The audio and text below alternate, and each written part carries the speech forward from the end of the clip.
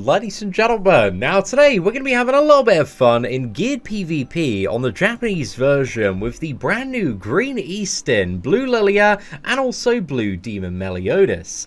Now, with Green Eastin's passive, for every debuff that exists on the enemy, all allies gain a 5% increase to their Pierce Rate, their crit chance, and their crit damage. So first with her debuff card, you can lock out the recovery skill on a king, so you can't cleanse corrosion, and then yeah, your Demon Meliodas is hitting even harder. So let's go in for this one, man. It looks like we've got a control match up here. However, this is a slightly longer term play, but I think we go for it. So this one is not as bursty right at the start, and hopefully here our Meliodas doesn't get CC, but even if he does, we have the chance to draw an additional Lilia card. However, this merger also locks out my opponent from getting any ult gauge. However, dude, if he doesn't CC, the Demon Melee, he is so screwed. We have 3 Pierce cards, man. I really, really hope he doesn't get CC'd. We are having the biggest laugh if that happens. Okay, gonna nuke into Lilia there. And what's the final card? Double nuke into Lilia. Ambitious play, Chief. Ambitious play. Okay. This is just going to be an instant delete, man. Oh my god, we had to go for it. 90k. There we go. We have another Pierce card as well. We didn't even get to use it. Oh, man. Dude, if you think Pierce is bad right now, boys, Green Eastin probably not going to be coming for another while, but whew. that was a great opening match, man. That, you know, really showcases how nicely Eastin does work alongside the old Blue Demon Meliodas here. Very, very iconic synergy. This isn't going to hit very hard because it's weak point damage on her bronze card, so unless there are any debuffs, you don't get the triple multiplier, and it's very, very underwhelming. So yeah, I'm not too sure if that was a a bot or not. Didn't really matter in all fairness. I think that'll finish off the match. But my goodness, that was wow, fantastic way to start today's video. Is that Merlin gonna go down? Fingers crossed. I think Eastin should finish her off for the pow pow pow here. So there we go. But also the thing is with Eastin as well, man, she has so much single target damage on that card, providing there is at least 1 debuff on the opponent. Alright, so we just had a couple of uneventful bot matches, but here it looks like we got a Lilia, Demon Meliodas. Is this Green Escanor as well? Okay, we'll go for a nice little emote at the start. Let's go for this Sassy Diane, and then let's chuck off the 2 debuffs, go straight into the Pierce card. So this is the standard play that you have. Like every first turn also disables recovery skills as well. So there's no way for the opponent to get rid of corrosion, which is it's a nice combo, man. Works out quite well. I think judging by the mitigation there's likely maybe king on the sub, because we didn't hit as hard maybe as we should have. However, we got a nice play next turn, man. We got a really, really nice play. Okay, so this lad is going straight in for the Lilia here. Oh, okay, that Pierce card, that tickled a little bit. However, here, I think what we do is that smack in over here. Oh, dude, this is such a magical play. This should be enough, I think. So, Eastin for the Blue Team Meliodas. The Pierce card should almost get him down. I think Lilia finishes off the job. Maybe gets Escanor down as well, actually. Oh, dude, that was magical, mate. I'm pretty sure King's going to pop down. I'm fairly confident it's going to be a Red King. There we go, man. Even with Red King on the sub, that was the damage. Oh, I'll take that, mate. I'll certainly take that. That was a great time. That was a very, very good time. Okay, so we're going to get nuked by Lilia's dab there. But wow, that really just does showcase the power of this team. I think we probably want to go for... don't know. This is a bit of an ambitious play. I want to see what the gold damage does on King. I think there's currently a rule active, which means that there are no like advantages and disadvantages. So that's one of the reasons that we may be able to cleave the Escanor down. But we actually almost got King down there, man. It was really, really close. And now we've got double ults next turn, unless Lilia drains, which she may be able to do. Yeah, I think there's a bronze, sorry, a silver Lilia card. So yeah, I think this player's riding on the Lilia ult comeback, potentially. But I think if we can get that... Actually, I think if we go for the Pierce card here, it's likely to kill King, and then maybe this finishes off the job. If not, we can use Lilia's heal to maybe get out of the range of getting sniped, but I think this should do it. Oh, not quite, man. Not quite. So we're going to have to take Lilia's ult, but I think it's pretty much game over at this point. So yeah, we still got Corrosion. We can just immediately retaliate with Blue Demon Meliodas' ult. Or go for Eastin's ult if we would like to. I think we'll chuck off Eastin's ult just for the fun aspect of it. Let's go for it. It should be enough anyway, man. Lilia, she really doesn't have too much left, and if we crit on it, then yeah, that'll definitely be enough. But let's have a cheeky look here.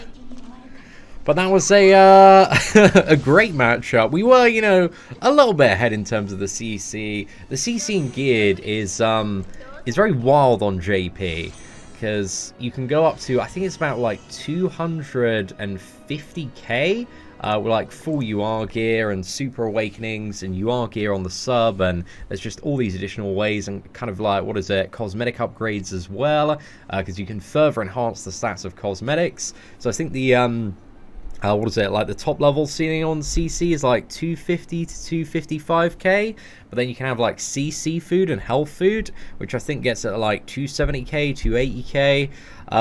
It really does get a little bit mad, man, because 200k is scary on global at the moment, but this person has 2-1 there, so we've got a Pierce team, but with red Escanor instead of the green version. Very interesting. So I think we'll go for the standard double debuff play here. I think, yeah, should do some nice work. We're going to see if, like, King's on the sub or not. Okay, King's not on the sub. Very, very nice. We just need to draw Pierce cards now. There's no attack disable, and he's kind of got no massive way to buff up Big Daddy Escanor's damage. So I think... he might have Griamore on the sub, though, so we'll see how much that Blue Demon Melee heals for, and kind of make our play based off that. So yeah, we didn't get crit, 30k on there, and he's going in for the Blue Demon Melee. Has he got another Escanor card? Okay, he doesn't. Still hurts, though, man. Still really hurts. Right. I think all things considered, this play actually might work. It is wildly ambitious. But I'm fairly confident that Meliodas and Lilia are going to die from the combination of those. Yeah, okay, it seems that was that was a well-placed bet. You know, that works out very nicely, man. I'll certainly take that that win there. Yeah, that was cool. That was a very, very quick match. But man, the Pierce cards are just a whole nother level if you have both Eastin and also Lilia. I'm not too sure if this team is a bit too much overkill. I know some people have been running Gotha instead of Eastin, and I think overall that's probably like a little bit better. Sorry, Gotha instead of Lilia, not Gotha instead of Eastin. So you've got Eastin, Gotha, and also Blue Demon Meliodas, just so you can upgrade Eastin very easily, because on her silver debuff card it also locks out ult as well, and that's just like a game-winning play for so many matchups, like Blue Demon Meliodas, and this one which rely on rushing ults. However, here I think do I want to maximize draw? I kind of do want to maximize draw so I can get Pierce cards on the follow-up. So yeah, I'm gonna dump this card here. We're gonna fire off the dolphins, and then we are just gonna chuck on a corrosion as well, just because then we can get some fantastic corrosion value to probably wane down Goddess Liz's shield. It's like another really good thing about this combo, is if you've got them at high health and Goddess Liz uses her shield, which she is probably going to use, then the corrosion's just going to eat through it. Because her shield is such a big problem, because it like cancels out all sorts of enhancement effects. So yeah, you can't like deal additional pierce damage. Like none of those multipliers matter, but the corrosion should just instantly break it there. So yeah, a good way to get through that. And then we go for another triple pierce card, and it's a pretty good time. Oh man, there we go. Goddess Liz, dude, she ain't cheating death here, mate. Oh my goodness. This is stupid, bro. This is so stupid. But I love it. I think going second, this team, I think really like most teams are at quite a substantial disadvantage at this point in the meta going second. But here, I think we go for this because I want to fire off like 2 pierce cards. I think 2 pierce cards will probably finish off the match because we have no disadvantage here. So yeah, I think it's the play to go for. But that one, you know, it works out quite well. Oh mate, dude, this is it's crazy, man. This is crazy. I just I forgot what it was for a couple of weeks to run like Blue Demon Meliodas and geared. But this just brings him to like a whole new level as well, just because like at the very top of geared in top 100 PvP, pretty much everybody and their mum is running the old Red King on the backlines at the moment. Because if you're not running Red King on the backlines at the moment, then Blue Demon Meliodas is just going to kill you in the first 2 turns. And, yeah, it's very much the scenario. He's definitely a character, at least from what I've seen, keeping a bit of an eye on some higher level JP PvP players that, you know, if he's not kept in check, can really make a bit of a comeback at any time.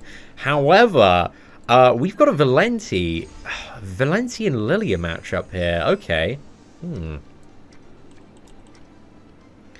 The recovery card is a bit I think we saved that one actually. So let's go for this, and then I'm just gonna nuke into Valenti, or do I nuke into Merlin? I think we're gonna go for Merlin. Hopefully I can next turn merge a Eastin debuff, because then we can lock out power, and then this team has no way to deal damage. So yeah, that's perfect. That is the perfect top deck there. Very, very happy to see that.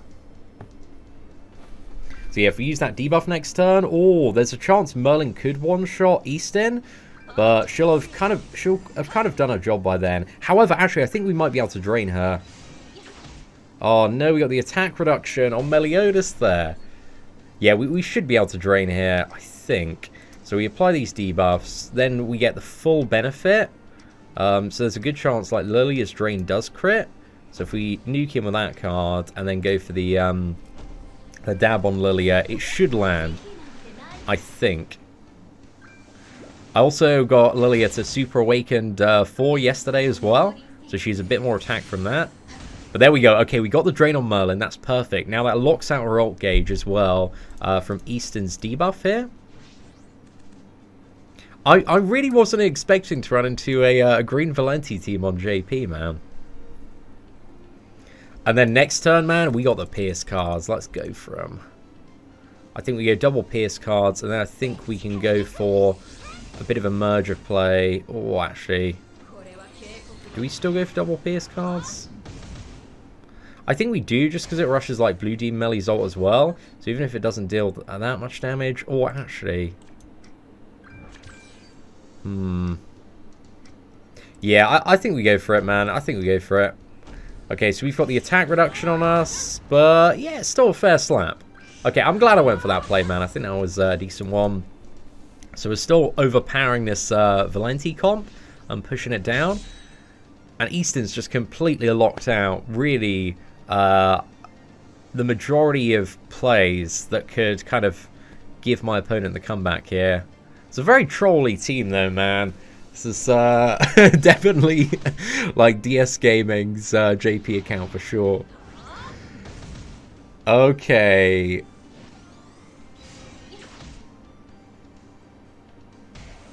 Nice. I think what we'll go for next turn is let's get rid of this, and then I think, do you want to apply the debuffs? I think we just go for, actually, let's go for the debuffs, because that's also going to give us like increased crit chance on Lilia's ult. Like the corrosion, it's what is it, 5% per debuff, 3 debuffs, 15% increased chance to crit. So yeah, as long as we get that Merlin down, it should be alright. A bit more Pierce Rate as well, so slightly more damage on the ult. So I think it's the play to go for here. Oh, still not quite, man. That's a tad unfortunate there. Okay, well at least I think there's probably Griamore backline, judging by the amount they're regenerating at the start of every turn. That's what I would assume anyway. Okay, the question is, does he have another Lilia Drain? Sorry, Lilia Drain, Merlin Drain. That's the one.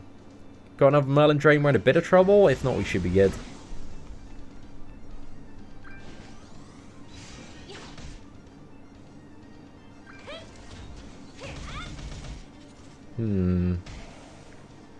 Eastin doesn't have reduction here. He's got a silver. I think there's a good chance that kills Valenti. If that kills Valenti, or do we just go for like Demon Meliodas ult?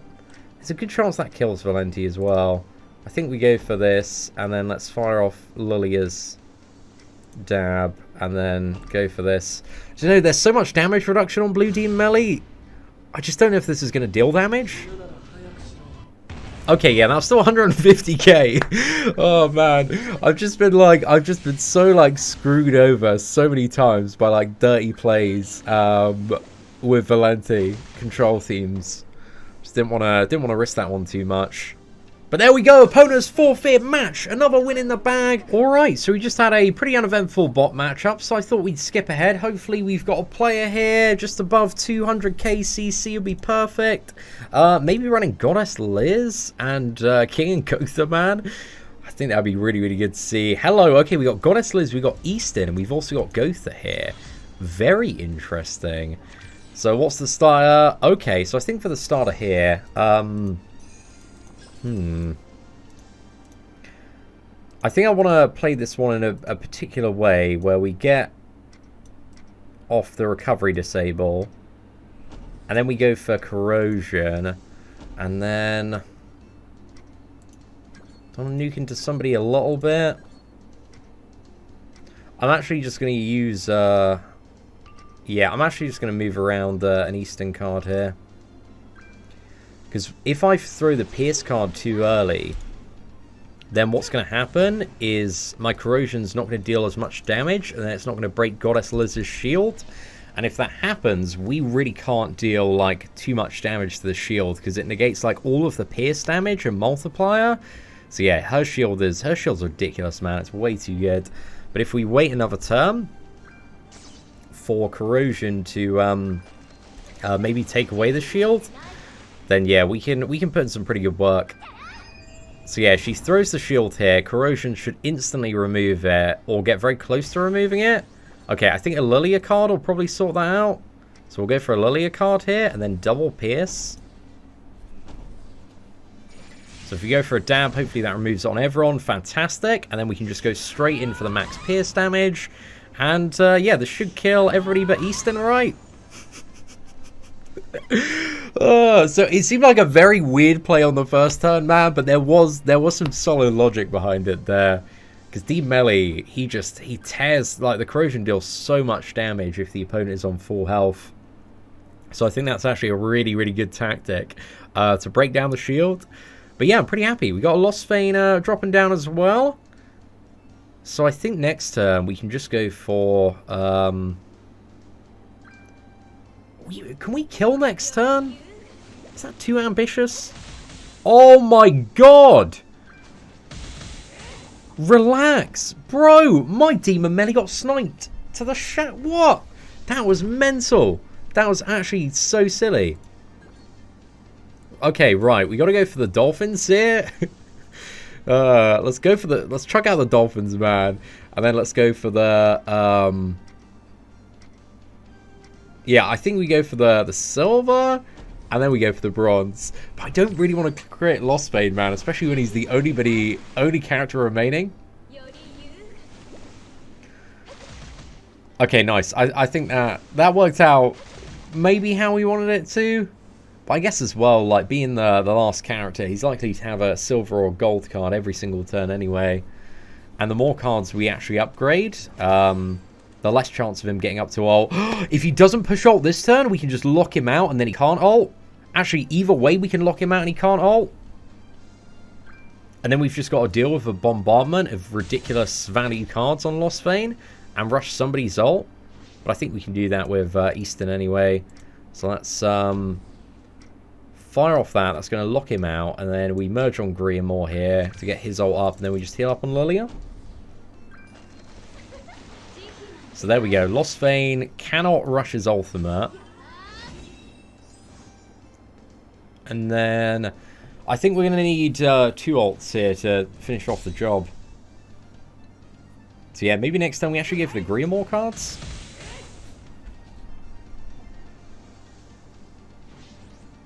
And then we double ult and Lilia drain as follow-up. Okay, so let's fire off this. Go for this. There we go. Well played though, my friend. Well played. Go for this sassy Diana mote. Don't know, it seems like a bit of a BM. I need to put the polite Diane on the main reel there. Right, come on, fella. Are you ready? There we go. Opponent has forfeited match. Well. So overall, Green Eastin, just a crazy character, man. I think she definitely opens up a lot of different teams and counterplay to some of the top meta teams at the moment. I think really the strongest thing that she has going for her is that 2-turn lockout on ultimate move gain and also recovery skills as well. Because there's like nothing that the opponent can do to rush a certain ultimate or get rid of debuffs. So yeah, that in conjunction with all sorts of stuff, and especially that very, very powerful unique ability as well, just makes for a pretty crazy time. So overall, very impressive original character from 7 Deadly Sins Grand Cross. But let me know what you think of Green Eastin and also Blue Demon Meliodas in the comments section below. But if you did enjoy today's video, please do smash that like button. That'd be greatly appreciated. Aside from that, thank you very much for watching. Take care, and I hope that you have an absolutely fantastic day.